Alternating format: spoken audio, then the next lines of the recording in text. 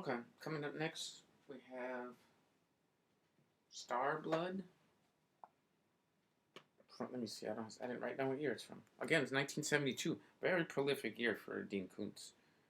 Lancer book, not a double, just a single one. It has some nice psychedelic looking art.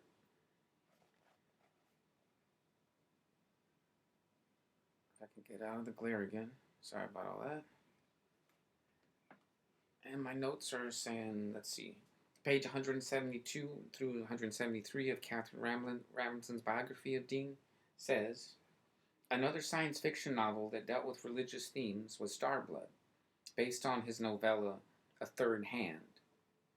In this explicitly Freudian novel, Dean declares, in a conscious mind where everything that had ever happened or had been learned was stored, methodically, nothing was left to relegate to the subconscious mind except id, desires of the most grotesque form, disordered, filthy, shot through with a living, mobile rot. End quote. In a future world plagued by the addictive drug PBT, standing for the perfectly beautiful trip, Timothy is a, quote, singularly odd case. He has no arms or legs, only one eye, and an IQ of over 250. A mafia-like group called the Brethren subjects him purposely to PBT, which increases psionic powers until he can heal himself. He goes to a farmhouse in Iowa where he discovers a sinkhole in the cellar, representing the deepest subconscious, and an ancient spaceship with aliens on board. They tell Timothy that PBT is made from alien blood, which offers a vision of God. Timothy enjoys a camaraderie with the aliens, with whom he feels accepted. This novel clearly is intended as a Christ allegory. Timothy is unique beyond members of the human race, having powers, intelligence, and a vision far beyond that of any mortal. When he joins the godlike aliens, he feels safe, while humans spurn him.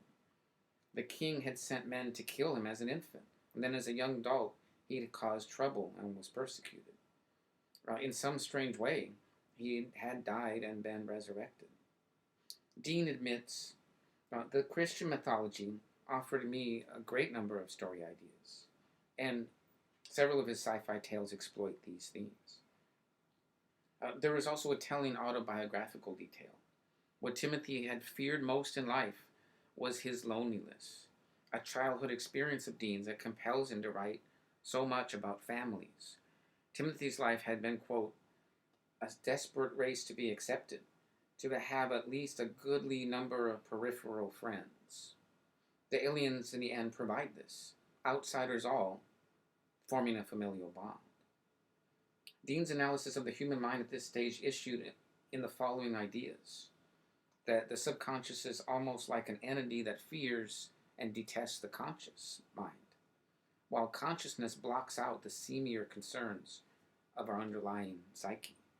Thus, Dean indicates all of us may be schizophrenic, which is a misunderstanding of the term as a dual personality, which happens often. Yet, splitting ourselves into two minds allows us to cope with life better than if we had been integrated. Compromises are necessary. The subconscious is a madhouse of sadomasochistic desires and disgusting, ugly dreams. Probing the ego and the id too deeply could result in insanity, this book argues. Clearly, Dean had some personal concerns. Anyway, end quote of Ramsland's book. Fascinating stuff, huh? I don't know. Dean Koontz seems like he's trying to create therapy for himself, by writing these novels, and it's fascinating. If anybody's never looked up Katherine Ramsland, wonderful scholar of true crime. I don't know what you want to call her. She has several doctorates. Fascinating person. But anyway, see you all next time. We got time